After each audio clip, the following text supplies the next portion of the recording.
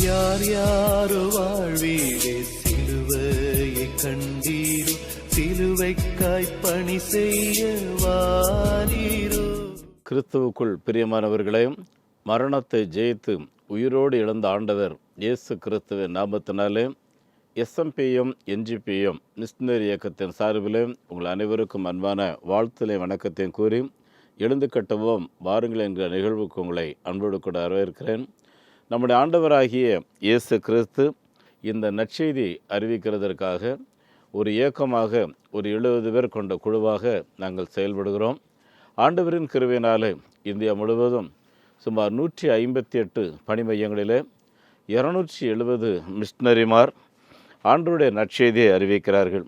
இதுவரையிலையும் செய்த ஊழியத்தின் விளைவாக சுமார் 8850 பேர் முதல் தலைமுறை கிறிஸ்தவர்களாக ஞானஸ்நானம் எடுத்து சுமார் 870 கிராமங்களிலே இயேசுவை ஆராதிக்கிறார்கள். 59 கிராமங்களிலே ஆலயங்கள் கட்டி பிரதிஷ்டை செய்திருக்கிறோம். 8 இடங்களிலே நம்முடைய விசுவாச குழந்தைகளுக்கு என்று சொல்லி விடுதி நடத்துகிறோம். இந்த விடுதிகளில் 458 குழந்தைகள் படிக்கிறார்கள்.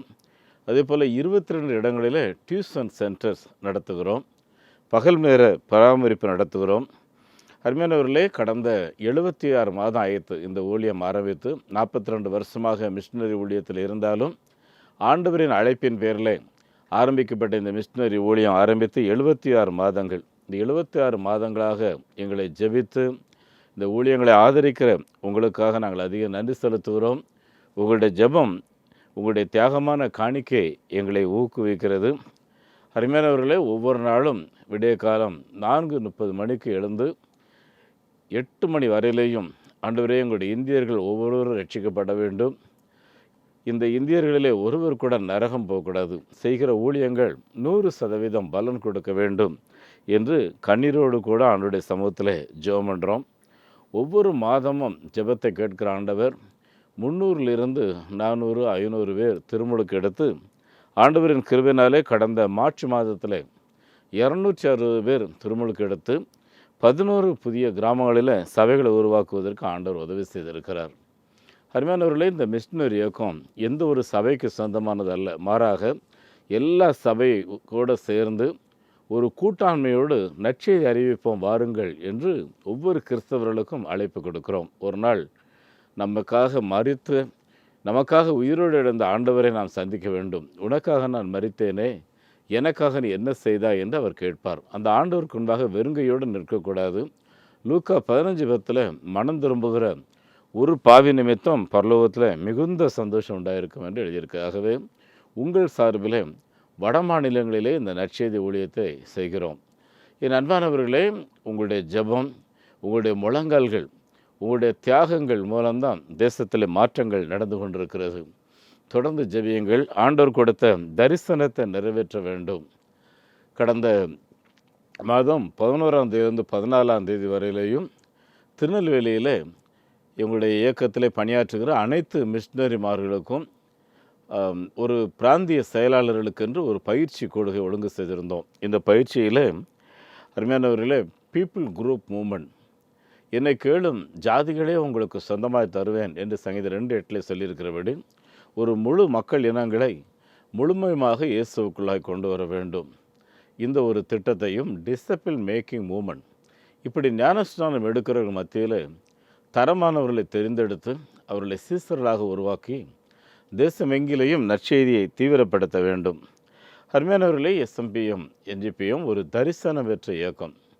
கடந்த 42 ஆண்டு கால என்னுடைய மிஷனரி ஊழியத்தில் தரிசனம் பெற்ற எந்த ஒரு மிஷனரி ஊழியத்திற்கும் பொருளாதாரம் என்பது ஒரு தடை அல்ல என்பது ஆண்டவர் எங்களுடைய அமைப்புக்கு தேவன் கொடுத்த மாபெரும் பாக்கியம். அன்புக்குரியவர்களே, தேவன் பணத்தை வைத்து திட்டமிடுகிற அவருடைய பொருளாதாரம் கிடையாது. தேவனுடைய பொருளாதாரம் மனித வளங்கள். எங்கு மனித வளங்கள் தேவனுக்கென்று ஒப்பு கொடுத்து நிற்கிறார்களோ அந்த இடத்துல தேவன் கிரியை செய்வார். எஸ்எம்பிஎம் இயக்கத்தில் ஒப்பு கொடுத்த மிஷனரிமார் இன்னும் கிட்டத்தட்ட ஒரு 390 அப்ளிகேஷன், ஒவ்வொரு மாதமும் புதிய அப்ளிகேஷன் வந்துக்கிட்டே இருக்குது. ஆனால் நானும் மிஷனரி ஊழியம் செய்ய ஆசைப்படுகிறேன் என்று சொல்லி என் அன்புக்குரியவர்களே, எங்களுக்கு புதிதாக ஸ்பான்சர்ஸ் வர வர ஆட்கள் எடுக்கிறோம். இந்த மாதத்தில் 20 புதிய ஊழியர்களை தெரிந்தெடுத்திருக்கிறோம். இன்னும் கூடுதலாக எடுக்க வேண்டும். எங்களுக்கு ஒரு ஊழியரை எடுத்துட்டாலே மாதம் குறைஞ்சபட்சம் ஒரு 3000 ரூபா ஒரு ஸ்பான்சர்ஷிப் வேணும். ஜெபம் பண்ணிடுங்க. அன்புக்குரியவர்களே, கிராமங்களிலே ஆலயங்கள் கேட்டால் முன் வாருங்கள். உங்கள் குடும்பத்தில் இந்த குடும்ப சொத்தை பிரிப்போம் பார்த்தீங்களா, அந்த காலத்தில் 1000 ரூபா 2000 ரூபான்னு இடம் வாங்கி போட்டிருப்பாங்க. இன்றைக்கி பல கோடிகளுக்கு போகும். அதை நீங்கள் சொத்து குடும்பத்தில் பிரிக்கும்போது ஒரு 10% மூத்த குமாரன் இயேசு கிறிஸ்து, நம்ம வீட்டில் பிறந்த மூத்த மகன் இல்லைன்னா மூத்த சகோதரன் அப்படின்னு எடுத்து வச்சா ஒரு ஆலயம் கட்டிடலாம். அவர் 6 மாதத்துக்குள்ளே எங்கே கட்டியிருக்கோம் வாங்க பிரதிஷ்டைக்குன்னு சொல்லி கூப்பிடுவோம். ஆகவே ஆலயங்கள் கட்ட முன்வாருங்கள். ரிட்டையர்ட் ஆகும்போது கிராஜுவேட்டி, நல்ல ஒரு கிராஜுவேட்டி இப்போ எல்லாருக்கும் கிடைக்குது. கடந்த நாளில் கூட ஒரு அம்மா 75 வயசு என்னை கூப்பிட்டு, ஐயா என்னுடைய கிராஜுவேட்டி எல்லாம் இப்போ தான் வந்துச்சு, நான் ஒரு ஆலயம் கட்ட விரும்புகிறேன் அப்படின்னு சொல்லி வந்து, நீங்கள் ஜெபம்லாம் பண்ண வேண்டாம், நான் ஆன்லைன்லேயே அனுப்பிடுறேன், எனக்கு அக்கௌண்ட் டீட்டெயில் மட்டும் கொடுங்கன்னு சொல்லி அனுப்பி வச்சாங்க. அருமையானவர்கள், உங்களுடைய கிராஜுவேட்டி மூலமாக ஒரு ஆலயம் கட்டலாம். இந்த ஆதிவாசி குழந்தைகள், அநாதை பிள்ளைகள் நிறைய பேர் இருக்காங்க. கிட்டத்தட்ட இப்போ 458 குழந்தைங்க இப்போ டியூஷன் சென்டர் 25 இடத்துல, இன்னும் நிறைய டியூஷன் சென்டர் யூபி, ராஜஸ்தான் போன்ற பகுதிகளில் நிறைய அநாதை பிள்ளைகள். விதமான குழந்தைகளை படிக்க வைக்கிறதுக்கு 600 ரூபா வாங்குகிறோம். நீங்கள் ஒரு குழந்தைக்கு சப்போர்ட் கொடுத்தீங்கன்னா அந்த குழந்தை எங்கே படிக்குது, அந்த குழந்தையினுடைய டீட்டெயில்ஸ் எல்லாம் உங்களுக்கு கொடுத்துட்டு எங்களை ஜெபிக்கணும். அதோடு கூட மாதம் ஒரு முறை குழந்தைகளை குறித்த ஒரு அறிக்கையை அனுப்பி வைப்போம். அது மாத்திரம் அல்ல, நம்முடைய விசுவாசிகள், நம்முடைய குழந்தைகள் முறையாக கல்வி கற்கிறது மட்டும் இல்லாமல் இந்த கம்ப்யூட்டர், டெய்லரிங், அப்புறம் முதியோர்களுக்கு அடல் லிட்ரேசி மூலமாகவும் கல்வி கற்றுக் கொடுத்து ஒரு ஒரு டோட்டல் டிரான்ஸ்ஃபர்மேஷன் என்று சொல்வார்கள். ஒருவன் கிறிஸ்துவுக்குள் வந்தால் பழையவைகள் எல்லாம் ஒளிந்து போய்விட்டன, எல்லாம் புதிதாகிவிட்டன என்று சொல்கிற அந்த வசனத்தின் அடிப்படையில் அன்புக்குரியவர்களே, அவர்களுடைய முழு மாற்றத்துக்கும் உதவி செய்து கொண்டிருக்கிறோம். ஜெபித்துக் கொள்ளுங்கள். ஆண்டவர் உங்களை நடத்துகிறபடி இந்த ஊழியங்களை ஆதரியுங்கள். எங்களுடைய வங்கி எண்ணை குறித்து வைத்துக் கொள்ளுங்கள். Nehemiah New Generation Partakers Movement, NGPM, State Bank of India, Thiruvancheri branch. Account number 42 17 80 20 691. IFSC code SPIN 0061767. அதே போல் Salvation Mission Partaker Movement SMPM, Canara Bank, Chennai Selaiyur branch. Account number 12 00 34 54 94 90. IFSC code CNRP 005652. கிறிஸ்துவுக்குள் பிரியமானவர்களே, நம்முடைய ஆண்டவராகிய இயேசு கிறிஸ்து மரணத்தை ஜெயித்து உயிரோடு எழுந்த நாட்களில் இருக்கிறோம். அவர் உயிரோடு எழுந்த பின்பு தம்முடைய சீசர்களை பார்த்து அவர் பரலோகத்துக்கு போகிற முன்னாடி லூக்கா 24வது அதிகாரம் 46, 47, 48 மனம் திரும்புதலும் பாவ மன்னிப்பும் எருசலேம் தொடங்கி சர்வ தேசத்தவர்களுக்கும் பிரசங்கிக்கப்பட வேண்டும் என்று ஒரு குறிப்பு சொல்லிவிட்டு போனார். இது என்ன மனம் திரும்புதல், இது என்ன பாவ மன்னிப்பு? என் அன்புக்குரியவர்களே, ஒன்றை கவனித்துக் கொள்ளுங்கள். ஒவ்வொரு மனிதனுக்குள்ளாக ஒரு ஆத்மா இருக்குது. இந்த ஆத்மா சாகாது. அதனால தான் இயேசு கிறிஸ்து இந்த ஆத்மாவை குறித்து ரொம்ப கவலையோடு இருக்கிறார். மனம் திரும்புங்கள்.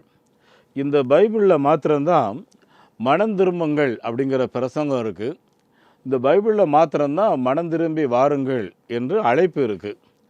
இன்னொன்று பாருங்கள், வருந்தி உழைத்து பாரம் சுமக்கிறவர்களே, நீங்கள் எல்லாரும் என்னிடத்திற்கு வாருங்கள், நான் உங்களுக்கு இளைப்பாறுதல் தருவேன், உங்களுக்கு சமாதானம் தருவேன் என்று இயேசு கிறிஸ்து மத்தேயு 11:28 நமக்கு அழைப்பு கொடுத்து விட்டு அடுத்த வசனத்தில் என்ன சொல்கிறாரு? என் நுகத்தை ஏற்றுக்கொள்ளுங்கள், அவைகள் உங்களுக்கு லகுவாகவும் உங்களுக்கு சமாதானத்தையும் கொடுக்கும் அப்படிங்கிறார். அப்படின்னா, நீ இந்த உலக பிரகாரமான வாழ்க்கையிலே கடந்து துவண்டு போய் அவதிப்பட்டு இருக்கீங்க இல்லையா, வாங்க என்னுடைய நுகம்னா இந்த வேத வசனம், அவருடைய போதனைகள், இவைகளை ஏற்றுக்கொள்ளுங்கள். அது உங்களுக்கு லகுவாக இருக்கும், உங்களுக்கு சமாதானமாக இருக்கும். என் அன்பானவர்களே, இந்த இயேசு கிறிஸ்துனுடைய போதனைகளை ஏற்று வாழ விடாதபடி பிசாசானவன் எவனை விழுங்கலாமோ, எவனை மோசம் போக்கலாமோன்னு சொல்லி வகை தேடி சுற்றி தெரிந்து கொண்டிருக்கிறான். என் அன்பானவர்களே, இந்த சத்தியம் உங்களுடைய இருதயத்துக்குள்ளாக இருக்காங்க, யோசித்து பாருங்கள். அருமையானவர்களே, மனம் திரும்பின அனுபவம் இருக்கான்னு யோசித்து பாருங்கள்.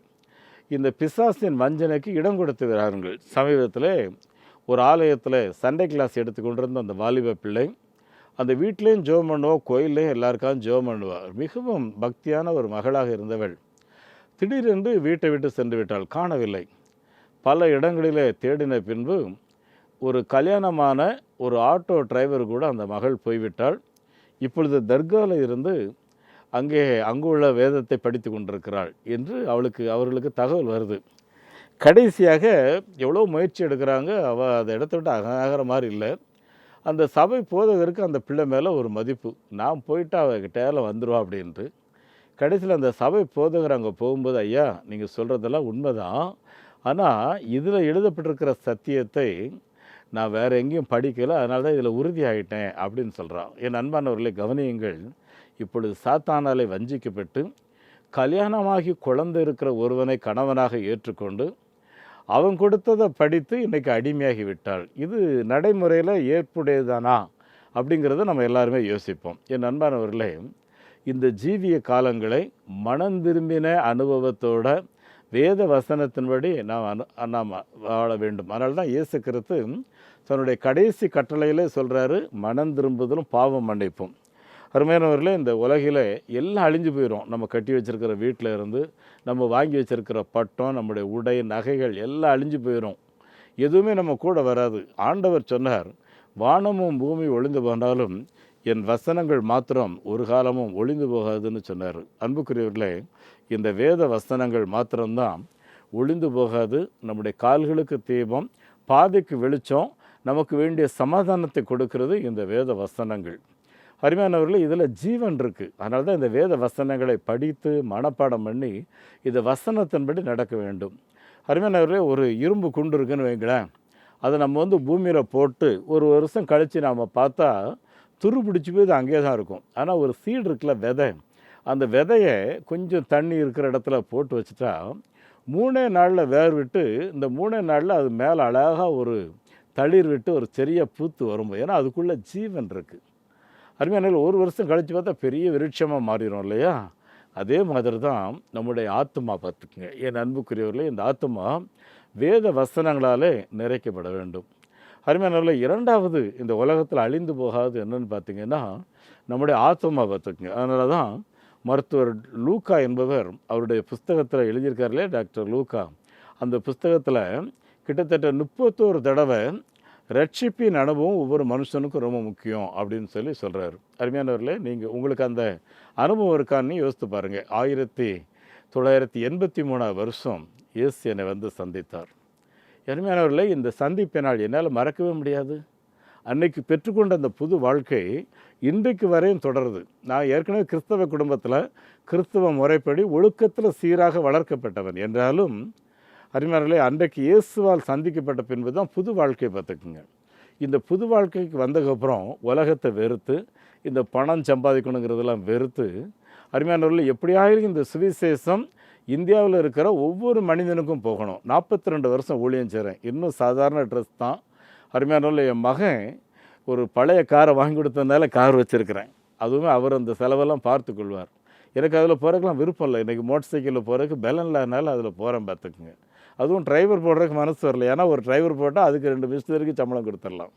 என் அன்புக்குரிய எதற்கு அவங்க மத்தியில் சொல்கிறேன்னா, பணம் சம்பாதிக்க வேண்டும், ஆஸ்திகள் சேர்க்க வேண்டும், வீடுகள் கட்ட வேண்டும், பெரிய பெரிய ஆளாகணும், லக்ஸுரியாக வாழணும், இதெல்லாம் ஆசையே கிடையாது. எப்படியாகிலும் ஒரு ஆத்மா ரட்சிக்கப்பட வேண்டும். ஏனென்றால் மனம் திரும்புகிற ஒரு ஆத்மாவை நிமித்தம்தான் பரலோகத்தில் மிகுந்த சந்தோஷம் உண்டாயிருக்கும். நம்முடைய ஆண்டவராகிய இயேசு கிறிஸ்து அந்த ஐஸ்வர்யவான் லாசருடைய சம்பவத்தை சொல்கிறார் இல்லையா? அதை சொல்லும்போது அந்த ஐஸ்வர்யவான்ட சொல்கிறாரு, நீ இந்த பூமியில் இருக்கும்போது நீ நன்மையை அனுபவித்தாய், அவன் துன்பத்தை அனுபவித்தான், அதை நினைத்துக்கொள். ஆனால் இந்த ஐஸ்வர்யவான் குறித்து நீங்கள் லூக்கா 16 அதிகாரத்தில் வாசித்தீங்க. எங்கேயாவது அவன் பாவம் பண்ணான், அநியாயம் பண்ணான், அக்கிரமம் பண்ணான், அதனால் நரகத்தில் கிடக்கான் அப்படியே எழுதியிருக்கு. அப்படிலாம் எழுதவே இல்லை. என் நண்பர்களை ஒன்றை கவனியுங்கள். இந்த பூமியில் இருக்கிற காலங்களில் நன்மை செய்வதற்கும், சரியா, இந்த பூமியில் இருக்கிற காலங்களில் மற்றவர்களுக்கு சேவை செய்வதற்கும் அவன் முற்றிலும் மறுத்து விட்டான். பார்த்துக்குங்க, நல்லா கவனிங்க. அவன் போட்டிருந்த அந்த உடை இருக்கு இல்லையா, ஒரு பைபிள் கமாண்டர் சொல்கிறாரு, கிட்டத்தட்ட 33,000 பவுண்டு அப்படிங்கிறாரு, கிட்டத்தட்ட 1 கோடி ரூபாய். சில பிரதமர்களை குறித்து அப்படி சொல்கிறாங்க. இல்லை, அவங்க சாதாரண ஆளாக இருந்திருப்பாங்க. ஆனால் ஒவ்வொரு ப்ரோக்ராமுக்கும் ஒரு ட்ரெஸ்ஸு மாற்றுவாங்க. இந்த சினிமாவில் நடிகைகள் வர்ற மாதிரி இன்றைக்கி நிறைய ஊழியர்களும் அப்படி தான் நடக்கிறாங்க. இல்லை, ஒவ்வொரு நேரத்துக்கு ஒரு ட்ரெஸ்ஸு, ஒரு வசனத்துக்கு ஒரு ட்ரெஸ்ஸு. எங்கே மாற்றுவாங்களோ என்ன பண்ணுறாங்களோ தெரியல. சரி, அது இருக்கட்டும். அன்புக்குரியவர்களே, இந்த ஜீவியத்தை தான் நிறைய பேர் விரும்புகிறாங்க. பார்த்துக்குங்க. ஆர்மையானவர்களே, நம்முடைய நாட்டில் ஒருவர் கூட நரகம் போகக்கூடாது என்கிறதற்காக நம்ம எடுக்கிற பிரயாசங்கள் என்ன, நம்முடைய பங்களிப்பு என்ன என்கிறத கொஞ்சம் யோசித்து பார்ப்போம். அருமையானவர்களே, இந்த வேத வசனங்கள் ஒளிந்து போகாது, மனுஷனுடைய ஆத்மா ஒளிந்து போகாது. இந்த ஐஸ்வர்யவான் எல்லாத்தையும் அவரே அனுபவிக்கிறாரு. அப்புறம் நல்லா சாப்பிட்றாரு, ரொம்ப ஆடம்பரமான சாப்பாடு இல்லையா, நல்லா சாப்பிடுங்க, தப்பே இல்லை, மதுரமானவைகளை குசியுங்கள், ஒன்றுமில்லாதவர்களுக்கு ஒரு பங்குகளை அனுப்பி வைங்கள்னு பைபிள் எழுதியிருக்க. உன் வீட்டு வாசலில் இருக்கிறான பல நாட்கள் சாப்பிடாம உடல் முழுவதும் அவனுடைய காயங்கள், அந்த காயங்களை நாய்கள் நக்கிட்டுன்னு இருக்குது. அப்படின்னா எவ்வளோ வேதனையாக இருந்திருக்கும் இல்லையா. அவனை ஒரு மருத்துவமனையில் சேர்க்குறதுக்கோ, இல்லைன்னா அவனுக்கு கொஞ்சம் மருந்து எடுத்து கொடுக்குறதுக்கோ, அவனுக்கு ஒரு முறையான உதவி செய்கிறதுக்கோ கொஞ்சம் கூட மனசே இல்லையே. என் அன்பானவர்களே, ஒருவேளை நிறைய பேருக்கு கொஞ்சம் கூட இன்றைக்கும் தானம் பண்ணுறதுக்கு மனசே இருக்காது. அருமையானவர்களே, கொஞ்சம் கவனிங்க. பெரிய கோடீஸ்வரங்களாக இருப்பாங்க, ஆனால் நிறைய விலைக்கு செல்லாம் விரும்பலை. சமீபத்தில் ராஜஸ்தானில் ஒரு கணவன் மனைவி யார்கிட்டையுமே பேச மாட்டாங்க, அவங்க அப்படியே இருப்பாங்க. திடீர்னு அவங்க கணவர் இறந்தார், அடக்கம் பண்ணாங்க எல்லோரும் சேர்ந்து. கொஞ்ச நாள் அந்த அம்மா இறந்துட்டாங்க. இறந்ததுக்கப்புறம் என்ன பண்ணாங்கன்னா, இது அனாதை பாடி, அதாவது இந்த குடும்பத்துக்கு யாரும் இல்லை அப்படின்னு நினச்சிட்டு கிராமத்து மக்கள் அரசுக்கிட்ட சொல்லிட்டாங்க. அரசு தாசில்தார் வந்தார், எல்லாத்தையும் செக் பண்ணுறாரு. உள்ளே போனால் அந்த காலத்தில் 2000 நோட்டு செல்லாதுன்னு சொல்லுவாங்கள்ல, ஒரு 1.5 கோடி ரூபாய்க்கு 2000 நோட்டு மட்டும் செல்லாது. இப்போ என்ன பண்ண முடியும்? அது இல்லாமல் பேங்க்கில் நிறைய டெபாசிட் பார்த்துடுங்க அருமையானவர்களே. அது இல்லாமல் நகைகள் குறைஞ்சது ஒரு 50 கிலோ நகையாவது இருக்கும் அந்த வீட்டுக்குள்ளே. இவ்வளோத்தையும் வச்சுக்கிட்டு யாருக்குமே தெரியாமல் கடைசியில் அனாதை போனோன்னு புதைச்சி இப்போ என்ன பிரயோஜனம்னு யோசித்து பாருங்களேன். இப்படி நிறைய சம்பவங்கள் சொல்லலாம். நம்ம தமிழ்நாட்டில் நடக்கும். இன்றைக்கும் நிறைய கிறிஸ்தவர்கள் விதமான காரியங்களை செய்கிறாங்க. சிலர் ஊழியங்களுக்கு கொடுப்பாங்க, சபைகளுக்கு மட்டும் கொடுப்பாங்க. சிலர் ஊழியங்களுக்கு கொடுப்பாங்க, சுகமளிக்கு ஊழியங்களுக்கு மட்டும் கொடுப்பாங்க, தீர்க்க தரிசன ஊழியங்களுக்கு மட்டும் கொடுப்பாங்க. அருமையானவர்களே, நற்செய்தி ஊழியங்களுக்கு, மிஷினரி ஊழியங்களுக்கு, இயேசுவின் நற்செய்தியை அறிவிக்கிற ஊழியங்களுக்கு நம்முடைய பங்களிப்பு என்ன, கொஞ்சம் யோசித்து பார்ப்போம். என் அன்பான ஆண்டுடைய பிள்ளைகளே, இந்த ஐஸ்வர்யவான் தன்னுடைய வீட்டு வாசலில் இருக்கிறவனுக்கு ஒரு நன்மை செய்ய முடியல. நான் இப்போ சமீபத்தில் உத்தரப்பிரதேசம் போயிட்டு வந்தேன். எனக்கு அந்த குழந்தைகள் நினச்சா ராத்திரியெல்லாம் சாப்பிட கூட மனசு வரல. காரணம் என்னென்னா, அந்த பிள்ளைங்க எல்லாருமே பிச்சை எடுக்கிறாங்க. அப்புறம் கல்யாண வீடுகளில் போய் இந்த எச்ச இலை இருக்குல்ல, அதில் கிடைக்கிற எடுத்து சாப்பிட்றாங்க. சரி, இந்த குழந்தைகளுக்காக ஒரு மாற்று வாழ்வு உண்டு பண்ணலாமே, பள்ளிக்கூடத்துக்கு போகலான்னா பள்ளிக்கூடத்தில் இந்த பிள்ளைகளை சேர்க்க மாட்டாங்க. காரணம் என்னன்னா, அங்கே தாக்கூர் கம்யூனிட்டி, யாதவ் கம்யூனிட்டி, உயர்குல மக்கள் மாத்திரம் பள்ளிக்கூடத்தில் படிக்காங்க. இவ்விதமான பிள்ளைகளை நீங்கள் எவ்வளோ தான் சிவி சிங்காரிச்சு பண்ணாலும் உள்ளே விட மாட்டேன். ஹெட் மாஸ்டர் அங்கே ரொம்ப சப்போர்ட் பண்ணார்னா ஹெட் மாஸ்டர் உடனே ட்ரான்ஸ்ஃபர் கொடுத்துருவாங்க. அப்போ இந்த குழந்தைகளுக்கு என்ன தான் வழிமுறைகளை செய்வது? என் அன்புக்குரியவர்களே, இப்படி அனாதைகளாக, ஏழை குழந்தைகளாக, கல்வியறிவற்ற நிலையில் பலர் இருக்கும்போது எப்படிங்க சாப்பாடை வீணாக்க முடியும்? அருமையானவர்களே, இன்றைக்கும் ஒரு சாப்பாடு கீழே கிடந்துன்னா உடனே அதை எடுத்துரும் பார்த்துக்குங்க. ஏன்? இந்த ஒரு சாப்பாட்டுக்காகத்தானே. அருமையானவர்களே, உலகில் எத்தனை பேர் இந்த ஐஸ்வர்யவான் டெய்லி அவர் சாப்பிடுவார். சாப்பிட்டுட்டு என்ன பண்ணுவார்னா, கையில் இருக்கிற அந்த சாப்பிட ஒட்டியிருக்கும்ல, இதை துடைக்கிறதுக்குன்னு இந்த பார்லின்னு சொல்லுவோம்ல, அதில் ஒரு ரொட்டி பண்ணுவாங்க. அதை எடுத்து அதை நல்லா கையை துடைச்சிட்டு அப்படி போடுவார் தூக்கி. ஏன் தண்ணியில் கழுவி துணியில் துடைக்கூடாதா? அவருக்கு பெருமை. என் அன்புக்குரியல, அந்த துணி இருக்குல்ல, அந்த களி இப்படி போடுவார்ல, அது எப்போ போடுவான் அப்படின்னு நினச்சி அதை எடுத்து சாப்பிட்றது தான் லாசர் ஆசையாக காத்திருந்தாராம். இல்லை, தன் வீட்டு வாசலில் கிடந்த அவனுக்கு அதை சாப்பிட்றதுக்கு முன்னாடி அந்த ரொட்டி எடுத்து கொடுக்குற கூட மனசு இல்லையப்பா அவனுக்கு. அதனால தான் ஆண்டவர் அவனை பார்த்து சொல்கிறாரு, நீ இந்த பூமியில் இருக்கும்போது நன்மை அனுபவித்தா, என் சிநேகிதனாகிய லாசர் தீமை அனுபவித்தா, அதை நினைத்துக்கொள். இப்போ இந்த ஐஸ்வர்யம் என்ன சொல்கிறாரு அப்படின்னா, எனக்கு ஒரு 5 சகோதரர்கள் இருக்காங்க, பிள்ளைங்களாம் இருக்காங்க, அவங்க யாரும் இந்த இடத்துக்கு வந்துடக்கூடாது. ஆனால் நீங்கள் ஒன்றும் பண்ணுங்கள், இந்த லாசரை கொஞ்சம் அனுப்பியப்பா, அப்படி ஒரு இடம் இருக்குது, இங்கே நீங்கள் யாரும் வந்துடாதீங்க, அதனால் இப்போவே அங்கே இருக்கும்போது நன்மை செய்யுங்க, கொஞ்சம் தானம் பண்ணுங்க அப்படின்றத கொஞ்சம் சொல்லிட்டு வர சொல்லுங்களேன் அப்படின்னு. அவர் என்ன சொல்கிறாரு, நிறைய ஊழியக்காரங்க அங்கே இருக்காங்க, வசனம் போதிக்கப்படுது, நான் கூட சொல்லிக்கிட்டே தான் இருக்கிறேன், நல்லது செய்யுங்க, தான தர்மம் பண்ணுங்கன்னு சொல்லி. என் அன்பானவர்களே, இதை கேட்குறக்கு யாருக்கும் மனது கிடையாது. அன்றைக்கு ஒருத்தர் என்னை கூப்பிட்டு கேட்குறாரு, நீ எப்போ பார்த்தாலும் குடுங்கிற பணத்தை கொடுன்னு சொல்லி கேட்குற அப்படின்னு. எனக்காக கேட்கல, என் பாக்கெட்டில் போடுறக்காக கேட்கலங்க. என் அன்புக்குரியவர்களே, பொதுவான அமைப்பு, பொதுவான அக்கௌண்ட் வச்சுருக்கோம், ட்ரெஸரர் கையாளுறாரு. என் அன்புக்குரியவர்களே, கர்த்தருடைய ஊழியத்துக்கு நிறைய மிஷினரிகள் காத்திருக்காங்க, ஆதிவாசி பிள்ளைங்க படிக்கிற காத்திருக்காங்க, ஏழை குழந்தைகளுக்கு டியூஷன் சென்டர் அனாதைகள் நடத்த வேண்டியிருக்கு. எத்தனையோ கோடிகள் தேவை இருக்கும்போது அதை நான் யார்கிட்ட சொல்ல முடியும்? இயேசுவின் இடத்துல தினந்தோறும் ஜெபம் பண்ணுறோம். என்கிட்ட சொல்கிறாரு, அருமையானவர்களே, நான் யாரையும் குறை சொல்லலை பார்த்துக்குங்க. ஆமாம், ஜார்ஜ் முல்லர் ஊழியம் செய்தார், அவர் யார்கிட்டையும் கேட்கலன்னு. ஜார்ஜ் முல்லர் கிறிஸ்தவர்கள் மத்தியில் ஊழியம் செய்தார், கிறிஸ்தவர்கள் மத்தியில் நிறைய குழந்தைகளை படிக்க வச்சுட்டு இருந்தார். அவருக்கு தேவைகள் சந்திக்கப்பட்டுச்சு. அது ஒரு பெரிய விசுவாசம். அவர் நான் குறை சொல்லலை. அதே மாதிரி நீயும் இரு அப்படிங்கிறார். நானும் அப்படி ஜோம் பண்ணிட்டு யார்ட்டும் கேட்காம இருக்கலாம். ஆனால் யார் இந்த குழந்தைகளுக்கு சாப்பாடு போடுவா? யார் இந்த மிஷினரிகளுக்கு மாதந்தோறும் உதவி கொடுப்பா? யார் கிராமங்களில் ஆலயம் கட்ட முடியும்? என் அன்புக்குரிய ஆண்டவருடைய பிள்ளைகளை, இந்த பூமியில் இருக்கிற காலங்களில் நன்மை செய்கிறவராக சுற்றித் திரியுங்கள். மனுஷனுடைய வாழ்க்கையில் அடிப்படை தேவையே உண்ண உணவு, உடுக்க உடை, தங்குமிடம். இயேசு சொன்னார், மார்க் 8வது அதிகாரம் 36, 37 சொன்னார், மனுஷன் உலகம் முழுவதையும் ஆதாயப்படுத்தி கொண்டாலும், உலகத்தையே சம்பாதித்து கொண்டாலும், தன் ஆத்மாவை நஷ்டப்படுத்தினால் அவனுக்கு என்ன லாபம்? அந்த மனிதன் தன் ஆத்மாவுக்கு பதிலாக எதை கொடுப்பான் என்று இயேசு கேட்கிறார். லூக்கா 12 அதிகாரத்தில் ஒரு பெரிய ஐஸ்வர்யவான், அவருக்கு அன்றைக்கி நிறைய வருமானம், வீடு நிறைய தானியங்கள், நிறைய துணிமணிகள், நகைகள் எல்லாம் இருக்குது. எல்லாத்தையும் ரூம் ரூம்பாக கட்டுறாரு. புதுசு புதுசாக கட்டி ஃபுல்லாக ஸ்டோர் பண்ணிக்கிட்டே இருக்கார். ஆமாம், சுற்றி நிறைய பேர் தேவைகள் இருக்காங்க, அதெல்லாம் அவர் கவலை இல்லை. ஆனால் சேர்த்துக்கிட்டே இருக்கார். அன்றைக்கி பேசுகிறாரு இருதயத்தில், என் ஆத்மாவே உனக்காக நிறைய சேர்த்து வச்சுருக்கேன், அநேக நாட்கள் சாப்பிட்டு சம்பூர்ணமாய் திருப்தியாய் மகிழ்ச்சியோடாய் என்று சொல்லி பேசுகிறார். அவர் ஆத்மாவை பேசும்போது பரலோகத்திலேருந்து ஒரு சத்தம் வருது, மதிகேடனே, உன் ஆத்மா இன்றைக்கு உன் ஜீவன் எடுத்துக்கொள்ளப்பட்டால் நீ சேர்த்து வைத்தவைகள் யாருக்காகும்? இதுதான் பரலோகம் கேட்குற சத்தம். பார்த்துக்குங்க என் அன்புக்குரிய ஆண்டவருடைய பிள்ளைகளை, ஆண்டவருடைய ராஜ்யத்தின் விருத்திக்காக நம்முடைய பங்களிப்பு என்ன? ஒருத்தன் ஒரு ராஜாட்ட போகிறான், ராஜாவே எனக்கு ஒரு காணி இடம் கொடுத்தீங்கன்னா போதும், நான் அதில் விவசாயம் பண்ணி நான் பொழப்பு நடத்திக்குவேன், அதனால் எனக்கு ஒரு காணி இடம் கொடுங்கன்னு சொல்லி ரொம்ப கெஞ்சி கூத்தாடுற அந்த ராஜா சொல்கிறாரு, தம்பி நீ காணி இடம் கேட்குற, அப்படிப்பட்ட கஞ்ச புத்தி எனக்கு இல்லை, அதனால் நீ ஒன்று பண்ணு, நீ இப்போ இங்கேருந்து ஓடு, எவ்வளோ தூரம்னாலும் ஓடு, ஆனால் சூரியன் இருட்டுறதுக்கு முன்னாடி என் வீட்டுக்கு வந்துடணும். இங்கே வந்துரு, உனக்கு நீ கால் வைத்த இடம்லாம் உனக்கு நல்லா விவசாயம் பண்ணி நிறைய வியாபாரம் பண்ணி பெரிய ஆள் ஆயிரும், போ ஓடு, எல்லாம் எனக்கு தான் சொந்தம், நீ ஓடி திரும்பி வந்துடு, உனக்கு தரேங்கிறாரு. அருமையானவர்களை ஓடுறான், ஓடிக்கிட்டே இருக்கான். பார்த்துக்குங்க அருமையானவர்களே, ஓடிக்கிட்டே இருக்கான். திடீர்னு பார்க்குறான், இருட்ட போகுது. ஐயோ, ராஜா இருட்டுறதுக்கு முன்னாடி வாங்கன்னு சொன்னாரே. அருமையானவர்களே, திரும்புகிறான், ஓடுறான் ஓடுறான் ஓடுறான், ஓடி வர்றான். ராஜாவின் அரண்மனைக்கு வர்றதுக்கு முன்னாடி இருட்டிடுது. அதோடு கூட வந்தவன் பொத்துனை கீழே விழுந்தான். பார்த்துக்குங்க, அவனுக்குள்ள ஜீவன் இல்லை. காணி இடம் தானே கேட்டேன், ஏன் இவ்வளோ தூரம் ஓடினேன்? அதை யோசிக்கிறதுக்கு அறிவே இல்லையே.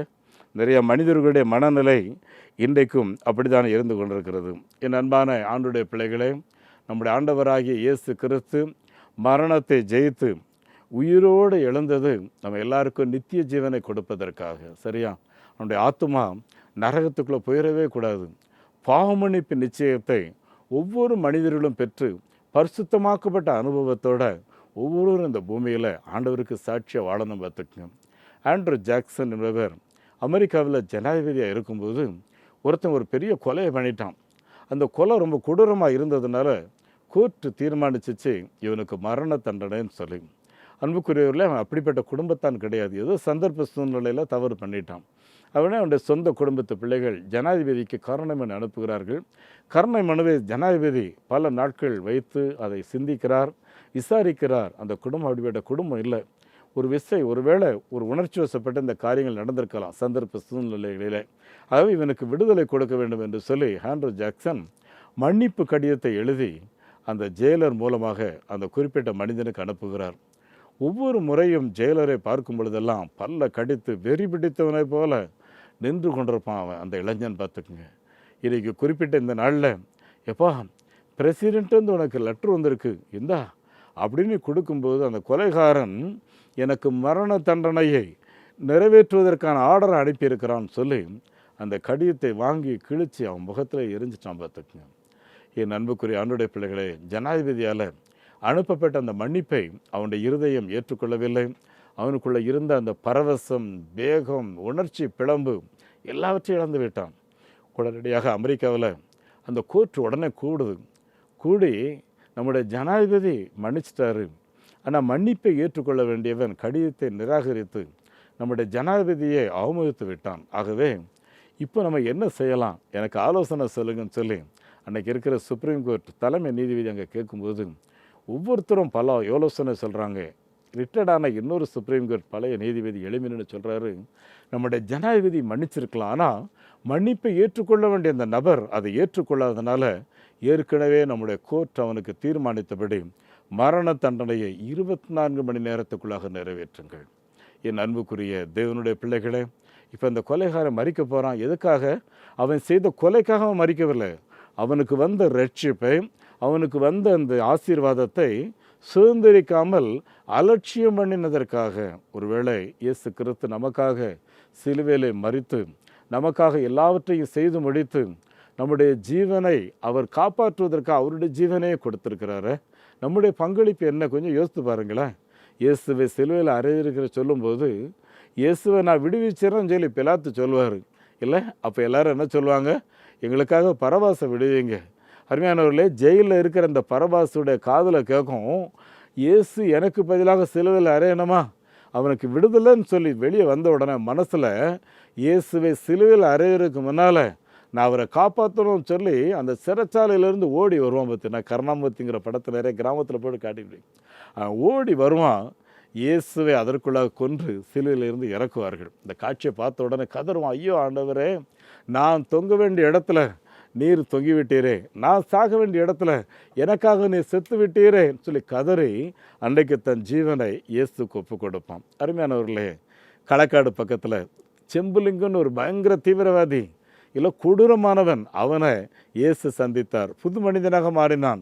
டோனாவூரில் மிஷினரியாக இருந்த ஏமி கார்மைக்கேல் அம்மையார் அவனை சந்தித்து சொன்னாங்க, தம்பி, நீ மனம் மாறினது உண்மை என்றால் அரசில் நீ சரணடையணும்னு சொன்னாங்க.